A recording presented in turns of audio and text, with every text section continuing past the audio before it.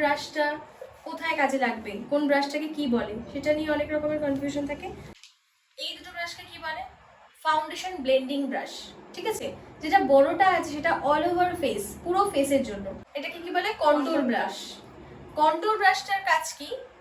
আমরা কন্ট্যুরকে ব্লেন্ডিং করতে পারি। যদি এরকম ঠিক হয়, একটু ফ্লাপি আছে, যদি ক্রিম কন্ট্যুর করি তাই সেটাকে আমরা ক্রিম কন্ট্যুরটাকে এটাতে আমরা ব্লেন্ড করতে পারবো।